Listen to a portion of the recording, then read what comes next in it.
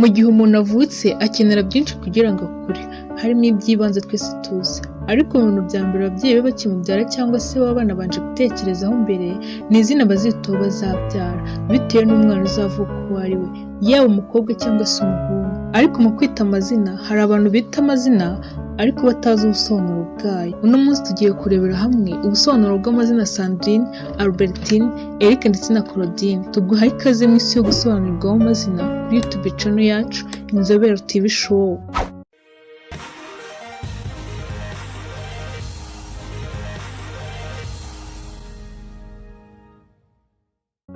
Tugiye kugaruka ku busobanuro bw'amazina Sandrine, Albertine na Eric nk'uko abakunzi bacu bamwe babyifuje. Ubaye nawe ushaka kumenya ubusobanuro bw'amazina yawe, wabyandika muri comment.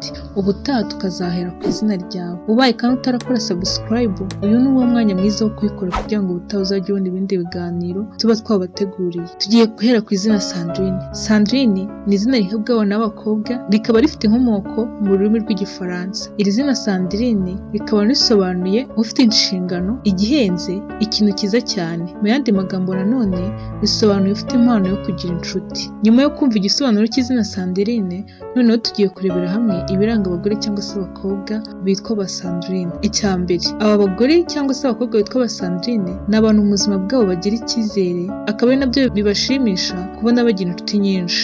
Ba Sandrine ni abakobwa cyangwa se abagore bagira ubwoba bwo gutsindwa. Ibi bigatuma bakora cyane, bakanakoresha igihe cyabo neza, byaba ngombwa bakanakora amasaha y'ikirenga. Ariko ikiyongeyeho kuri ibi ni uko bakoresha impano yabo yo kuvuga kugira ngo bagere ku nsinzi yabo. Icya gatatu, abantu bitwa ba Sandrine kandi burya bakunda abantu cyane ku buryo batifuza gutakaza inshuti zabo, kandi burya mu buzima bwabo bikundira umuziki kuko ngo bakunze no kugira ijwi ryiza. Ariko buriya ikintu cyo kwiga kuri bo kirabagora cyane kuko ngo ntabwo biborohera gufata umwanya wabo bakiga kandi babyitayeho. Iri zina kandi abantu baryitwa bakunze kwigiramo umuco w'uko ikintu batangiye batagisoza, kuko kurangiza icyo batangiye bibagora cyane. Icya gatanu, abantu bitwa ba Sandrine kandi bakunze kugira amarangamutima aba hafi cyane kubera ukuntu bigira umutima woroshye, kuko iyo ari ikintu kibaye ku wundi kibabaje ashobora guhita arira. Icya gatandatu, abantu bitwa iri zina kandi ni abantu bafite umwihariko kamere wo kugira apeti,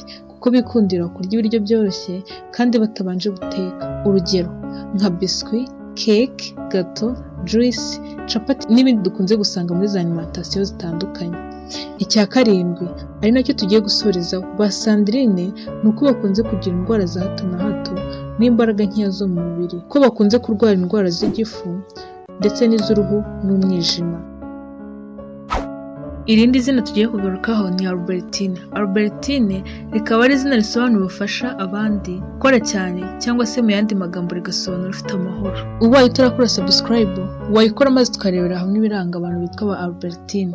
Icya mbere, abantu bitwa ba Albertine ni abakobwa bakunze gukundwa na bagenzi babo cyane kubera imico yabo n'ukuntu bitwara mu buzima busanzwe. Abakobwa cyangwa se abagore bitwa aya mazina bakunze kugira impano mu bugeni cyangwa se icyo twita artist, ariko bakagira ubuti bwo gukora siporo. Icya gatatu, aba bakobwa kandi iyo bakunze baba bakunze byimazeyo, kuko iyo bakunze abahemukiye kibabera igikomere batazakira vuba, ko bibagora kwakira ikintu kibabayeho. Icya kane, abantu kandi bitwa iri zina indoto zabo n'intumbero zikunze guhindagurika, kuko bikundira ibintu byatuma babyaza amahirwe yabo inyungu yo kwihangira udushya. Icya gatanu, kubera ukuntu bakunze kugira intege nkeya zo kwihanganira ibibabayeho, abakobwa cyangwa se abagore bakunze kugira ikibazo cyo gutembera kw'amaraso mu mibiri yabo, ikibazo cy'impyiko no kwikanga kwa hato na hato. Icya gatandatu, abantu bitwa iri zina kandi kubera ukuntu bagira icyizere cyinshi, bakunze kugira gushidikanya kwinshi muri bo. Icya karindwi twasorezaho kuri aba bantu bitwa iri zina ni uko bakunze kugaragaza amarangamutima yabo yose ntacyo bikanga, ari nayo mpamvu iyo hagize ubahemukiye bibagiraho ingaruka bakaba banagwa igihumure. Izina rya gatatu tugiye kugarukaho ni izina Eric. Eric ni izina rihabwa abana b'abahungu, rikaba rikomoka mu Gifaransa no mu rurimi rw'Ikinose cya kera. Eric rero rigasobanura umwami w'ibihe byose, igikeye, intangarugero cyangwa se uwigenga. Noneho umaze gusobanukirwa n'ubusobanuro bw'izina Eric, ubaye utarakora subscribe, wayikora maze ukamenya inkomoko n'imico y'izina Eric. Iri zina Eric nk'uko nabikubwiye rifite inkomoko mu rurimi rw'ikinose, rikaba ryaramamaye cyane mu bwami bwa Scandinavia.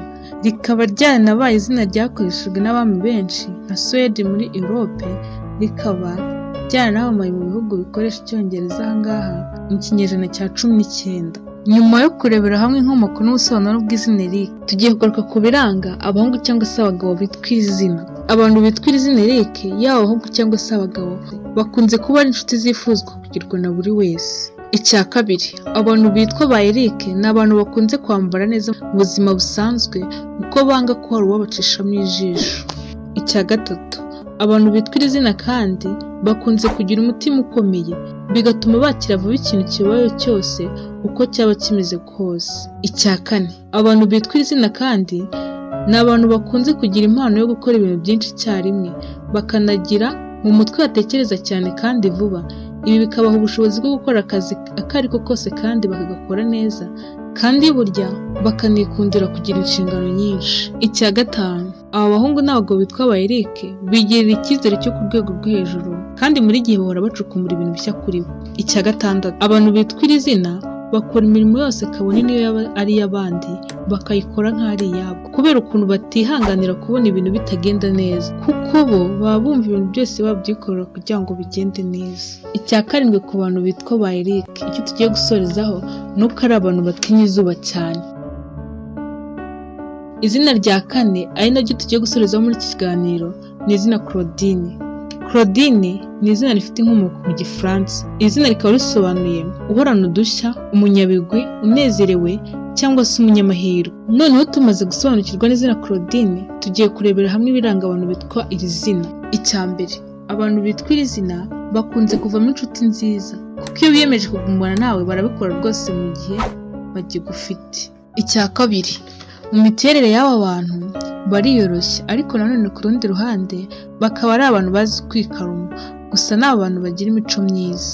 Icya gatatu, abantu bitwa iri zina kandi icyo wamenyeho ni uko bakunze kugira umutima wo gufasha abari hasi yabo, cyane cyane abababaye. Icya kane, aba bakobwa n'abagore bitwa izina Claudine ni abantu bikundira umuziki n'abahanzi, bakaba ari n'abantu burya bigirira ibitekerezo byo gushinga imishinga mishya kandi bakiyumvamo ko bagomba kubera abandi indahemuka. Icya gatanu, abantu bitwa iri zina ikindi wamenyeho ni uko kubeshya ari ikintu cyabihishe, kuko iyo bibaye ngombwa bakabeshya uhita ubavumbura kuko batabasha guhisha amarangamutima yabo. Icya gatandatu, aba bakobwa cyangwa se abagore bitwa izina ya Claudine burya bagira amarangamutima atuye hafi, kuko iyo bishimye cyane bashobora no kurira, ariko bikaba akarusho kuko byo kubyihanganira birabagora cyane. Icya karindwi, ikindi wamenya kuri aba bakobwa n'abagore ni uko ari abantu bikundira umuryango wabo, yaba uwo bavukamo ndetse n'uwabo bwite.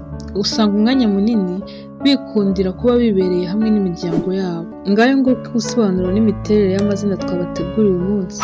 Ubaye nawe ushaka kumenya ubusobanuro bw'izina ryawe, inshuti n'abavandimwe, waryandika muri komenti maze ubutaha tukazahera ku izina ryawe.